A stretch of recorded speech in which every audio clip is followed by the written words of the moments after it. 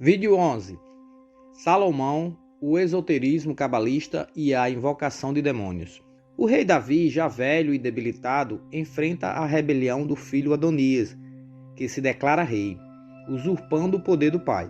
O rei Davi, instigado por Betsabá e o profeta Natã, declara seu filho com Betsabá, Salomão, o novo rei de Israel. Salomão, agora rei, manda matar Adonias, Joabe e Simei, os promotores do golpe sobre o reinado de Davi. Em 1 Reis, capítulo 3, versículo de 4 a 15, é dito: foi o rei a Gabaon para ali oferecer um sacrifício, porque esse era o lugar alto mais importante, e ofereceu 1000 holocaustos sobre o altar de Gabaon. O Senhor apareceu-lhe em sonhos em Gabaon durante a noite, e disse-lhe: pede-me o que queres que eu te dê. Dai, pois, ao vosso servo um coração sábio, capaz de julgar o vosso povo e discernir entre o bem e o mal. Pois, sem isso, quem poderia julgar o vosso povo, um povo tão numeroso? O Senhor agradou-se dessa oração e disse a Salomão: pois que me fizeste esse pedido e não pediste nem longa vida, nem riqueza, nem a morte de teus inimigos, mas sim inteligência para praticar a justiça, vou satisfazer o teu desejo. Dou-te-lhe um coração tão sábio e inteligente como nunca houve outro igual antes de ti, e nem haverá depois de ti. E se andares em meus caminhos e observares os meus preceitos e mandamentos, como o fez Davi, teu pai, prolongarei a tua vida. Salomão despertou. Foi um sonho. Voltando a Jerusalém, apresentou-se diante da arca da aliança do Senhor e ofereceu-lhe holocausto e sacrifícios pacíficos, e deu um banquete a todos os seus servos. O rei Salomão vai à cidade de Gabaon e lá oferta um holocausto em um lugar alto. É preciso entender que o termo lugar alto é constantemente relatado nos textos antigos como referência a cultos realizados principalmente aos deuses pagãos, como por exemplo em Números capítulo 33, versículo 52. Lançarei fora todos os moradores da terra diante de vós, e destruireis todas as suas figuras. Também destruirei todas as suas imagens de fundição, e desfarei todos os seus lugares altos. E em Jeremias capítulo 3, versículos de 20 a 21. Deveras, como a mulher se aparta aleivosamente do seu companheiro, assim aleivosamente te houveste comigo, ó casa de Israel, diz o Senhor. Nos lugares altos se ouvia uma voz, pranto e súplica dos filhos de Israel, porquanto perverteram o seu caminho e se esqueceram do Senhor, seu Deus. 2 Reis, capítulo 12, versículos de 2 a 3. Joá fez o que o Senhor aprova durante todos os anos em que o sacerdote Joiada o orientou. Contudo, os altares idólatras não foram derrubados. O povo continuava a oferecer sacrifícios e a queimar incenso neles. 2 Reis, capítulo 14, versículos de 3 a 4. Amazias fez o que o Senhor aprova, mas não como Davi, seu predecessor. Em tudo seguiu o exemplo de seu pai, Joás, mas os altares não foram derrubados. O povo continuava a oferecer sacrifícios e a queimar incensos neles. 2 Reis, capítulo 15, versículos de 3 a 4. Azarias fez o que o Senhor aprova, tal como seu pai, Amazias. Contudo, os altares idólatras não foram derrubados. O povo continuava a oferecer sacrifícios e a queimar incenso neles. 2 Reis, capítulo 15, versículos de 34 a 35. Jotão fez o que o Senhor aprova, tal como seu pai Uzias. Contudo, os altares idólatras não foram derrubados. O povo continuou a oferecer sacrifícios e a queimar incenso neles. Jotão reconstruiu a porta superior do templo do Senhor. Então, como poderíamos entender que Salomão tenha oferecido holocausto a um Deus em um lugar alto, se esta era uma das proibições mais repetidas pelo Senhor? Realmente foi Javé quem lhe apareceu em sonho, ou teria sido outro Deus? E se foi Javé, ele também seria semelhante aos deuses que tanto recriminava? Alguns até poderiam dizer que nem todos os lugares altos foram dedicados à adoração de ídolos. No entanto, mesmo os que eram especificamente dedicados ao Deus Javé dos israelitas, como o próprio templo de Salomão, que ficava em cima de um monte, tinham as características dos que eram reservados à adoração dos seus concorrentes. Encontra-se em Gênesis capítulo 12, versículos de 6 a 8, a primeira menção bíblica de um local de culto, mais tarde chamado de lugar alto. E apareceu o Senhor a Abraão e disse: a tua semente darei esta terra. E edificou ali, Siquém, um altar ao Senhor que lhe apareceu. Abraão edificou e construiu um altar ao Senhor na região de Moriá, onde iria sacrificar o seu filho Isaque. Gênesis capítulo 22, versículos de 1 a 2. Jacó ergue uma coluna de pedra ao Senhor em Betel. Gênesis capítulo 28, versículos 18 a 19. Josué construiu pilares de pedra depois de atravessar o rio Jordão. Josué capítulo 4, versículo 20. Também os profetas, como Samuel e Elias, frequentavam os lugares altos. 1 Samuel capítulo 7, versículos 16. 1 Reis capítulo 18, versículos de 16 a 40. Porém, Javé determinou o templo de Jerusalém como o único lugar alto onde seria autorizado o sacrifício. Segundo Crônicas, capítulo 3, versículo 1. Foi o rei Josias quem realizou a destruição e a eliminação de todos os altos, como assim teria ordenado o Senhor Javé. Segundo Reis, capítulo 22, versículo 23. Javé parece que odiava a concorrência dos outros deuses e os seus templos de adoração e sacrifício. Ele queria exclusividade absoluta sobre o povo de Israel. Alguns ocultistas atribuem a verdadeira fonte de riqueza do rei Salomão, as famosas minas do rei Salomão, a um mito, uma alusão, uma metáfora esotérica relacionada ao seu poder sobre os demônios. As minas seriam lugares escuros, no subterrâneo, onde se encontrariam pedras preciosas e muitos tesouros, mas também muitos perigos para aqueles que se arriscassem nesta busca. Os demônios seriam os habitantes destas profundezas terrenas, os Hades. Assim, os ocultistas afirmam que, de fato, as minas nunca existiram e que tudo não passaria de uma parábola para se referir às benesses que um iniciado, o minerador, obteria destas minas, lugar oculto, as trevas, a escuridão. O rei Salomão, em seu envolvimento com o oculto, teria conseguido muitas riquezas, mas o que ele mais obteve através dos seres da escuridão não foram riquezas materiais, mas tão somente o conhecimento do ocultismo. Salomão não se tornou só um sábio em leis e nos preceitos de justiça. Ele teria recebido conhecimentos secretos cabalistas e esotéricos, até mesmo de magia negra. O texto denominado o Testamento de Salomão, datado entre o século I e IV depois de Cristo, descoberto no Egito, se inicia da seguinte forma: Testamento de Salomão.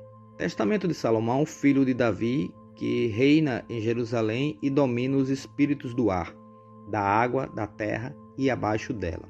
Através dessa habilidade, também realizou todo o magnífico trabalho do templo, comandando homens e demônios frustrados pelos anjos. Neste texto é relatado que um demônio chamado Ornias atormentava o filho de um dos arquitetos do templo e que este ficava muito enfermo devido a esta perturbação demoníaca. Salomão ora ao seu Deus e o arcanjo Gabriel, segundo o texto, vem em seu socorro com um anel onde estava encravado um selo que teria o poder de comandar os demônios. Testamento de Salomão, capítulo 5, versículo 8. Quando eu, Salomão, fiquei sabendo disso, eu entrei no templo de Deus e orei por um dia e uma noite. Implorei com minha alma para que o demônio se entregasse em minhas mãos, e eu tive autoridade sobre ele.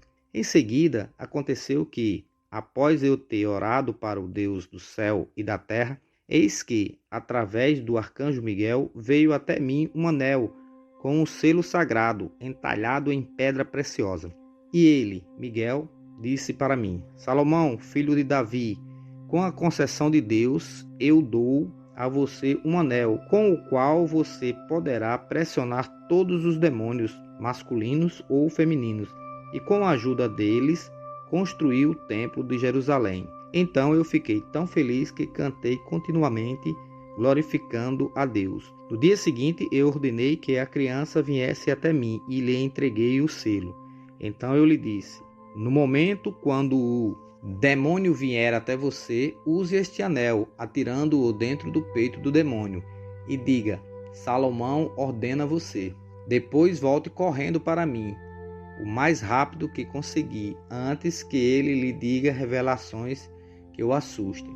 E aconteceu que, no horário habitual, o demônio Ornias veio como em uma forma flamejante para pegar o menino, como era de costume. Seguindo as instruções de Salomão, o garoto atirou o anel dentro do peito do demônio e disse: Venha, Salomão ordena você. E saiu correndo para perto de Salomão, o mais rápido que conseguiu.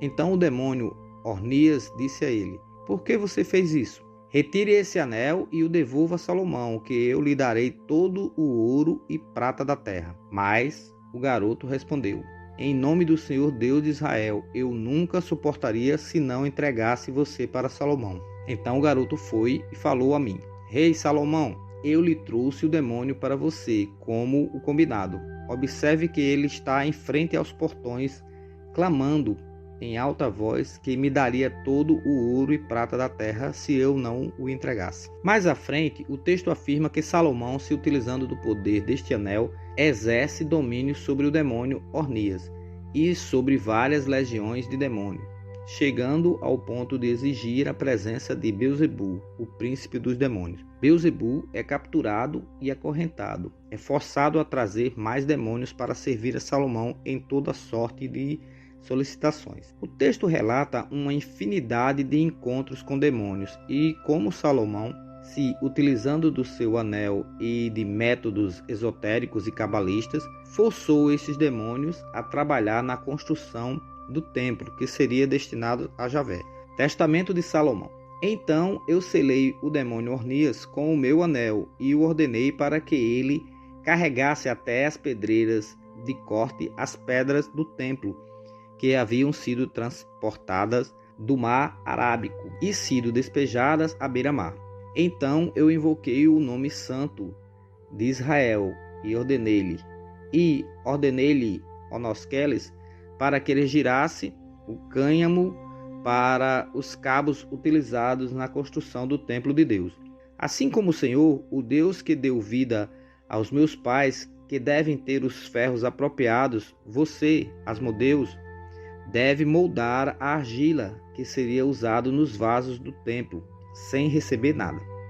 Agora eu, Salomão, ao ouvir estas coisas, comandei-o, Beelzebul, a cortar os blocos de mármores vindos de Tebas, e invoquei o arcanjo Azael, e através do selo ordenei aos demônios Lixtetros a prender grandes pedras e lançá-las até os trabalhadores sobre as partes mais altas do templo. Sobre a estrela de Davi, o selo de Salomão e a magia negra, o douto judeu, o professor Gerson Scholem, escreveu o livro Magen David, History of a Symbol, Escudo de Davi, História de um Símbolo, e afirma que a estrela de Davi não era um antigo símbolo judaico, mas sim um símbolo mágico, que somente foi adotado pelos judeus no século XIX. O professor Scholem é pesquisador da Cabala e do misticismo judaico e um dos fundadores da Universidade Hebraica em Jerusalém. Durante 50 anos se dedicou a estudar o símbolo da estrela de Davi e a história à sua volta. O professor Scholem revelou que a estrela de 6 pontas como símbolo nacional foi utilizada pela primeira vez na primeira conferência sionista em 1898 em Basileia, na Suíça. Mas foi durante o período do Segundo Templo que o candelabro de 7 hastes e não a estrela de Davi foi considerado o símbolo judaico. Portanto, por não ser um símbolo judaico, a estrela de Davi não é o símbolo do judaísmo. Paracelso disse: todas as figuras mágicas e todos os signos cabalísticos dos pentáculos aos quais os espíritos obedecem reduzem-se a 2, que são a síntese dos demais. São eles o pentagrama, ou signo do microcosmos, e o triângulo, ou selo de Salomão. Não é nenhum segredo que a estrela de 6 pontas é considerada pelos praticantes do ocultismo como um símbolo mágico poderoso, junto à de 5 pontas, o pentagrama e tantos outros selos.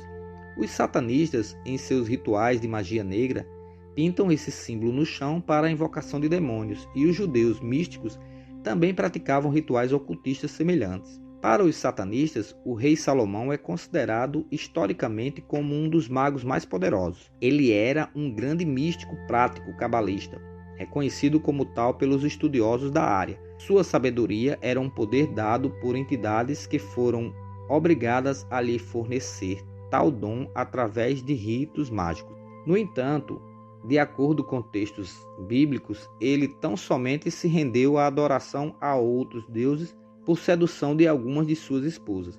Seu pai Davi também não era associado a ritos esotéricos, como nos atesta 1 Reis, capítulo 11, versículos de 4 a 11. Sendo já velho, elas seduziram o seu coração para seguir outros deuses, e o seu coração já não pertencia sem reservas ao Senhor, seu Deus, como o de Davi, seu pai. Salomão prestou culto a Astarte, deusa dos Sidônios, e a Melcom, o abominável ídolo dos amoritas. Fez o mal aos olhos do Senhor.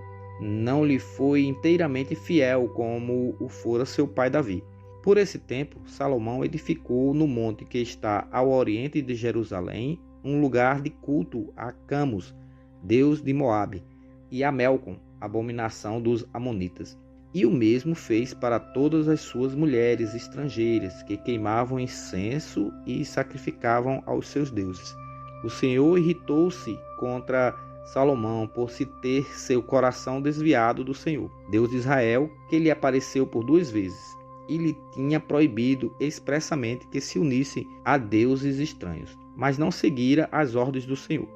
O Senhor disse-lhe então: já que procedestes assim e não guardaste a minha aliança, nem as leis que te prescrevi, vou tirar-te o reino e dar-lhe ao teu servo. Jesus surgiu numa Jerusalém que tinha os preceitos esotéricos cabalistas bastante em voga entre os líderes religiosos, fariseus e saduceus, e alertou sobre essa influência. João capítulo 8, versículo 44. Vós tens por pais ao diabo e quereis satisfazer os desejos de vosso pai.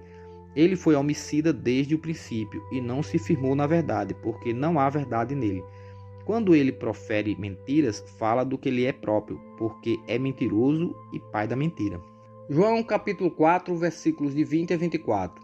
Nossos pais adoraram neste monte, e vós dizeis que é em Jerusalém o lugar onde se deve adorar.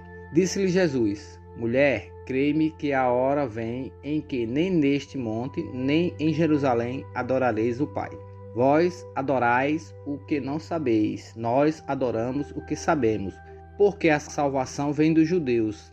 Ele faz referência a si mesmo. Mas a hora vem, e agora é, em que os verdadeiros adoradores adorarão o Pai em espírito e em verdade, porque o Pai procura a tais que assim o adorem.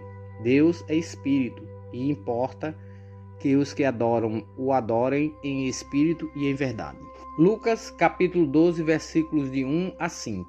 Acautelai-vos primeiramente do fermento dos fariseus, que é a hipocrisia. Mas nada há encoberto que não haja de ser descoberto, nem oculto que não haja de ser sabido. Porquanto tudo o que em trevas dissestes, à luz será ouvido, e o que falastes ao ouvido no gabinete, sobre os telhados será apregoado. E digo-vos, amigos meus, não temais o que matam o corpo, e depois não tem mais o que fazer. Mas eu vos mostrarei a quem deveis temer. Temei aquele que depois de matar, tem poder para lançar no inferno. Sim, vos digo, a esse temei. Jesus alertava aos judeus que o ouviam que os líderes religiosos, os fariseus e os saduceus, por meio da tradição oral, se envolviam em cultos esotéricos e rituais de magia negra, que foram codificados no que conhecemos por Cabala. O satanista francês Eliphas Lévy afirmou que todas as religiões dogmáticas saíram da Cabala e para ela voltam. Tudo quanto existe de científico e de grandioso nos sonhos religiosos de todos os iluminados é tirado da Cabala. Todas as associações maçônicas lhe devem os seus segredos e os seus símbolos. Na Enciclopédia Judaica, a abordagem sobre o tema Cabala faz referência à estrela de 6 pontas. É interessante que os segredos da Cabala teúrgica não são divulgados levianamente, porém, o Testamento de Salomão trouxe recentemente à luz todo o sistema de conjuração de anjos e demônios, pelas quais os espíritos malignos eram exorcizados. Até mesmo o símbolo mágico ou o selo do rei Salomão, conhecido pelos judeus da Idade Média como escudo de Davi, foi ressuscitado. A Enciclopédia Britânica identifica a estrela de 6 pontas como um sinal mágico e uma proteção contra os espíritos malignos. É somente nas fontes judaicas que os triângulos entrelaçados são chamados de escudo de Davi, pois as fontes não judaicas chamam o símbolo de selo de Salomão. Salomão não deixou de herança apenas a divisão das 12 tribos de Israel, mas também as evidências de sua idolatria. Suas mulheres estrangeiras o levaram a adorar a deusa Astarote, também conhecida como Astarte, que significa estrela. A estrela de 6 pontas, que veio a ser conhecida como selo de Salomão, quando o rei de Salomão a adotou, era o principal artigo dessa adoração pagã. Para muitos adeptos de teorias conspiratórias, o Iraque foi invadido pelos Estados Unidos em 2003, também por questões místicas. Dominar os preceitos cabalísticos contidos no Talmud babilônico seria essencial para a manutenção do sionismo vigente. Os controladores do mundo também dominam Israel e desejam o controle do monte e do templo, para poderem pôr em prática um projeto de dominação global, pleno, que ocorrerá quando o domo da rocha for destruído e sobre os escombros for reconstruído o templo de Salomão.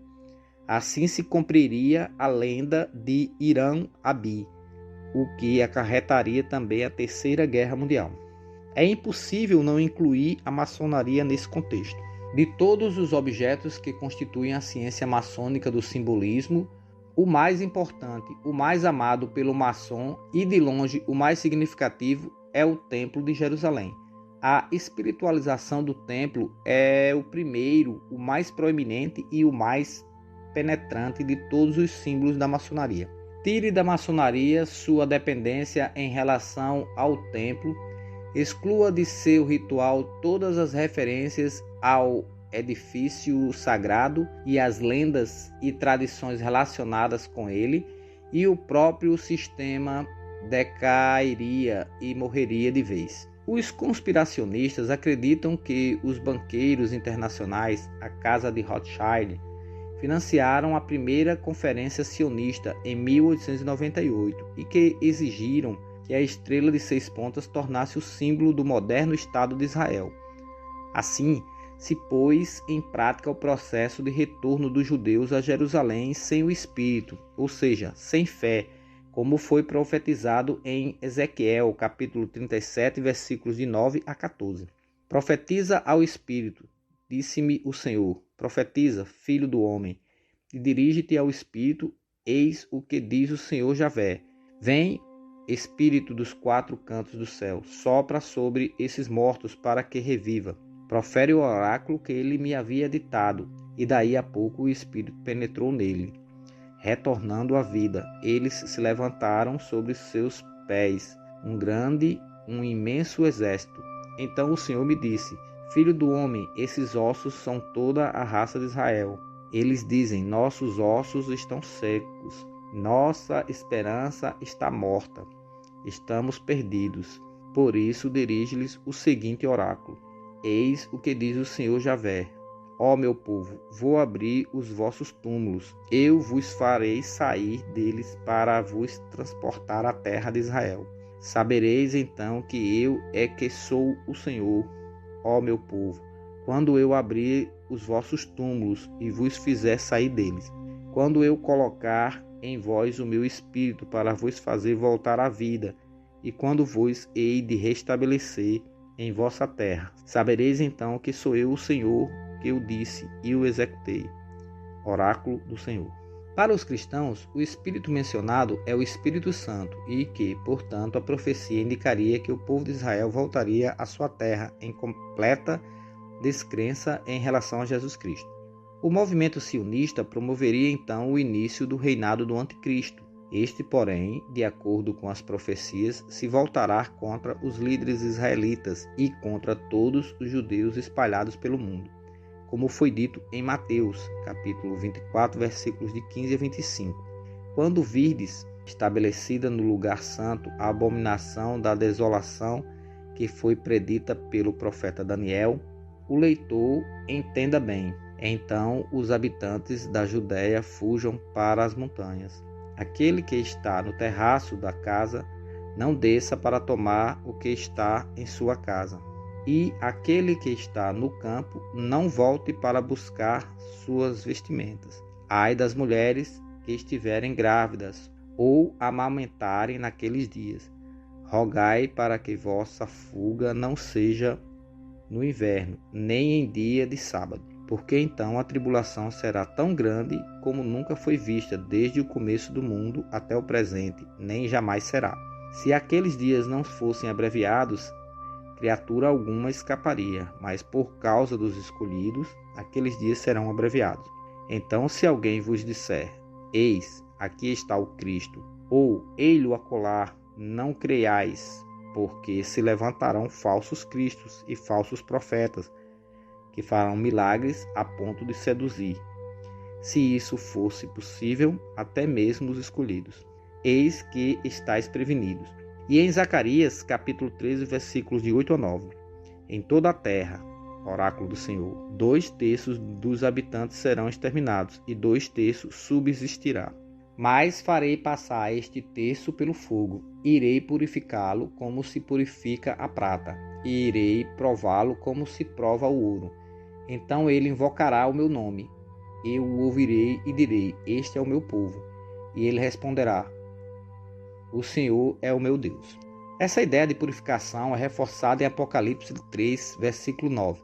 Eis que eu farei aos da sinagoga de Satanás, aos que se dizem judeus e não são, mas mentem, eis que eu farei que venham e adorem prostrados a teus pés e saibam que eu te amo. Em suma, a estrela de 6 pontas será a estrutura simbólica que promoverá o surgimento do anticristo. Que cada um escolha a teoria conspiratória que mais lhe agradar, mas nunca se esqueçam de que, às vezes, elas se confirmam. Muitas e interessantes são também outras revelações contidas no texto do Testamento de Salomão. No versículo 29 é revelado que um dos demônios, Belzebu, é dominado por um ser que é descrito pelos termos o Deus Todo-Poderoso, Patiquê, aquele que desce das alturas, e Emanuel. Testamento de Salomão. Então eu disse, me diga o nome do anjo que te domina, o Deus Todo-Poderoso. Ele respondeu, ele é chamado pelos hebreus de Patiquê, aquele que desce das alturas, e é chamado pelos gregos de Emanuel. Este ser seria um anjo caído, e é também associado a Emanuel. Seria este Emanuel a criança da profecia destinada ao rei Acabe e que se cumpre em seu tempo e em tempos próximos à sua existência, mas que, segundo os cristãos, também se cumpre no futuro, se enquadrando em Jesus? Já nos versos 52 do Testamento de Salomão, quando este interroga o demônio Leon Shaped, leão moldado, o Emanuel também seria o ser espiritual que o controla. Então eu disse a ele, eu te conjuro em nome do Deus dos exércitos, para dizer-me por aquele que tu és frustrado, juntamente com o nome do teu anfitrião. E o Espírito me respondeu, o grande entre os homens, que está a sofrer muitas coisas nas mãos dos homens, cujo nome é o número 644, que é Emanuel. É ele quem impôs a nós e que depois vem e mergulhamos sobre a água. A frase "e que depois vem e mergulhamos sobre a água" provavelmente é referente ao afogamento no Mar Vermelho, onde estes seres estariam juntos às tropas do faraó do Egito, em jarros que os aprisionavam. E no verso 65, o demônio Enepsigus faz uma profecia sobre Jesus.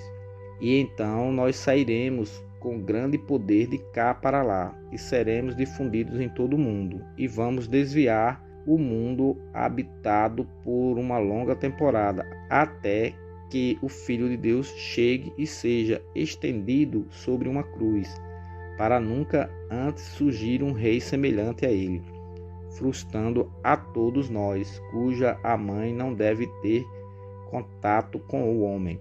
Quem mais pode receber tal autoridade sobre os espíritos, exceto ele, que o primeiro diabo procura seduzir, mas não vai prevalecer sobre? Algumas passagens bíblicas, como em Jó, ressaltam a existência de dois seres considerados deuses. Um destes é comumente denominado de o Todo-Poderoso. Jó capítulo 23, versículo 16. Porque Deus macerou o meu coração, e o Todo-Poderoso me perturbou. Gênesis capítulo 49, versículo 25. Pelo Deus do teu pai, o qual te ajudará, e pelo Todo-Poderoso, o qual te abençoará, com bênção dos céus de cima, com bênçãos do abismo que está debaixo, com bênção dos peitos e da madre. Êxodo capítulo 6, versículo 3. E eu apareci a Abraão, a Isaque e a Jacó, como o Deus Todo-Poderoso. Mas pelo meu nome, Jeová, não lhes fui perfeitamente conhecido. Números capítulo 24, versículo 16. Fala aquele que ouviu os ditos de Deus, e o que sabe a ciência do Altíssimo, o que viu a visão do Todo-Poderoso, caído em êxtase e de olhos abertos. Jó, capítulo 27, versículos de 9 a 3. Porventura Deus ouvirá o seu clamor, sobrevindo-lhe a tribulação? Ou deleitar-se-á no Todo-Poderoso? Ou invocará a Deus em todo o tempo?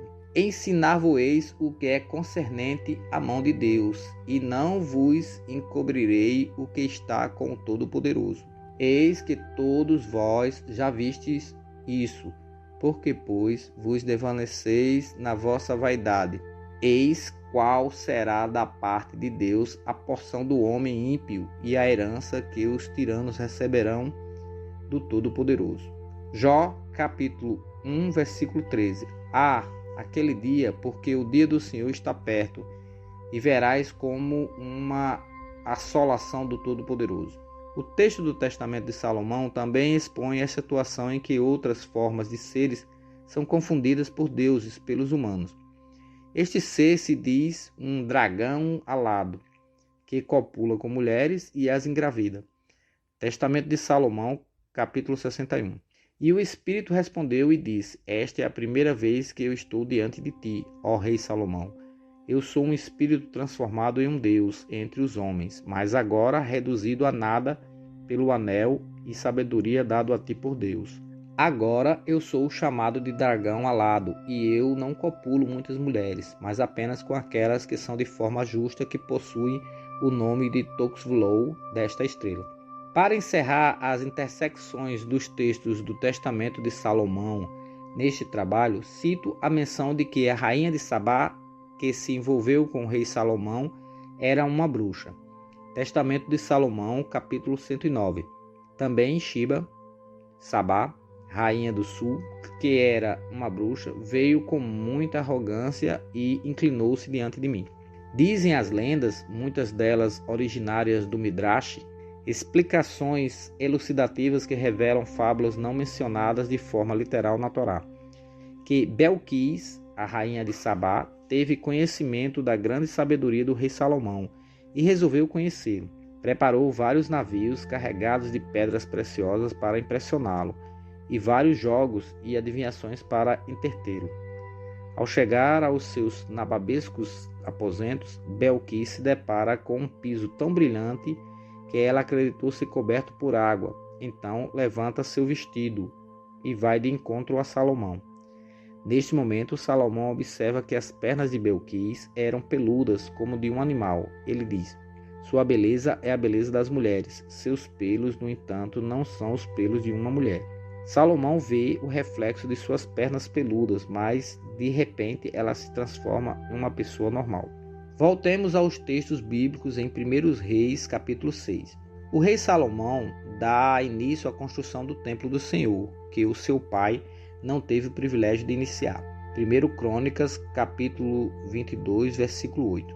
Derramaste sangue em grande quantidade e travastes grandes guerras. Não construirás uma casa ao meu nome, porque derramastes diante de mim grande quantidade de sangue na terra. Este processo de construção, que segundo os textos apócrifos do Testamento de Salomão e os tradicionais da Cabala foram assegurados por demônios, também é, de certa forma, associado a algo místico que não se assemelhava aos processos utilizados em construções normais da época. 1 Reis, capítulo 6, versículo 7. Na construção do templo, só se empregaram pedras lavradas na pedreira, de sorte que não se ouvia, durante os trabalhos da construção, barulho algum de martelo, de cinzel ou de outro qualquer instrumento de ferro. Salomão diz em uma das passagens que o seu próprio Deus afirmara que habitava nas trevas, e depois ele afirma que existem outros deuses além do seu. 1 Reis, capítulo 8, versículo 12. Então disse Salomão: o Senhor declarou que habitaria nas trevas. E em 1 Reis, capítulo 8, versículo 23. Senhor, Deus de Israel, não há Deus semelhante a vós, nem no mais alto dos céus, nem aqui embaixo na terra.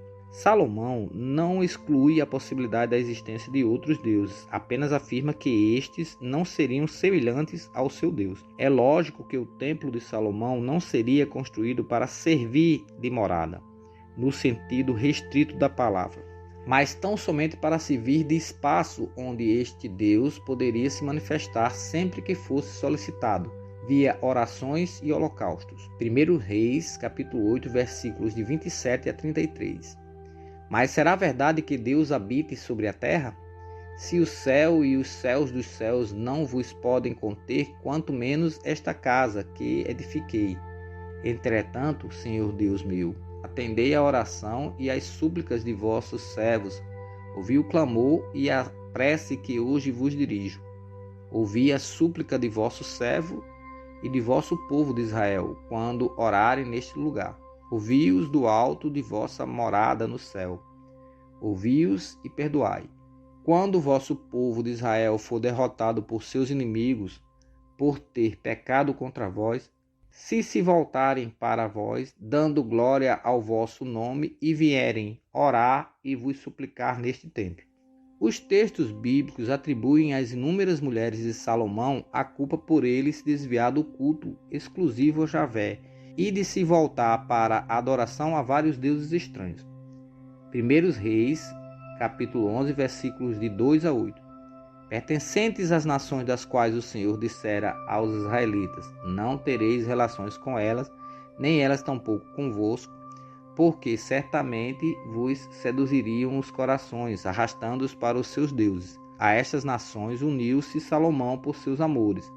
Teve 700 esposas de classe principesca e 300 concubinas, e suas mulheres perverteram-lhe o coração.